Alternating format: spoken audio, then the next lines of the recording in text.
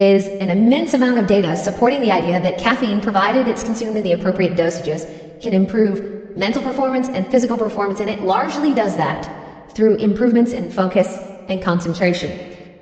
The dosage of caffeine, of course, is going to depend on how caffeine adapted you are, how much caffeine tolerance you have, and that is going to vary tremendously depending on whether or not you ingest that caffeine with or without food, as I mentioned earlier. But there is a kind of general range in which we can talk about caffeine as being useful for focus and concentration.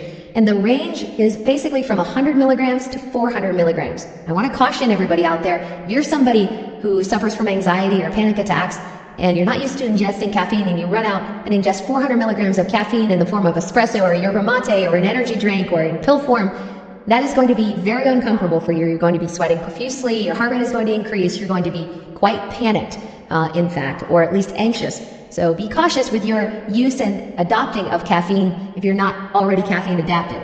But most people do quite well to ingest 100 to 200 milligrams of caffeine prior to doing some focused work. And again, I recommend delaying your caffeine intake 90 to 120 minutes after waking, unless you're using that caffeine to really jolt your system before a workout.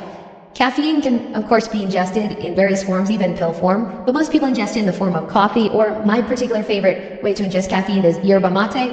It is important, and I should note that you should actively avoid the smoked versions of yerba mate, as they contain a lot of carcinogenic, cancer-promoting compounds. There's some great yerba mate brands out there. The most cost-effective way to consume it would be to use the loose leaf tea and to pour water over that. Yerba mate or caffeine also have other additional benefits. In particular, the caffeine in yerba mate and coffee and other sources of caffeine are known to increase the density and efficacy, that is, the number and the function of dopamine receptors. And this has been shown in humans several times. So by ingesting caffeine pretty regularly, you're actually increasing the ability of dopamine to have this effect of increasing motivation and drive.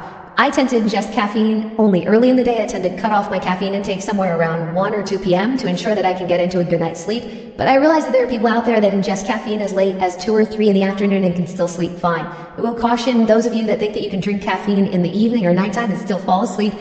All of the research points to the fact that the architecture of your sleep and the depth of your sleep is disrupted even if you're able to fall and stay asleep. The sleep you're getting is simply not as good as the sleep you would get if you were to shut off your caffeine intake at least 8 hours before bedtime, and ideally more like 10 or even 12 hours before bedtime. But of course there are practical constraints as well. Okay, so caffeine is increasing dopamine's function by changing the number and efficacy of dopamine receptors. But of course it also increases our wakefulness, our alertness. And that is largely through the neurochemical systems related to adenosine, which is a molecule that builds up in our brain and body the longer we are awake. It's part of the sleepiness system, if you will. It makes us feel fatigued or tired. And caffeine also operates on the epinephrine, the adrenaline system. In fact, if we ingest too much caffeine, we'll sometimes get the jitters. Those jitters are really the sympathetic, as it's called, nervous system's bias toward movement. And our pupils will dilate. They actually get broader. Now, somewhat paradoxically, when our pupils get bigger, the pupils of our eyes, that is, our visual world actually narrows. It becomes more tunnel-like. A lot of people don't realize this. When our pupils are really small, that means we are relaxed. So if you ever see someone with really tiny or pin-sized pupils, they're very relaxed. If their pupils are very big, they're very dilated, well then they are very amped up. They are very, very alert. Caffeine increases alertness by increasing epinephrine, adrenaline release both in the brain and within the body.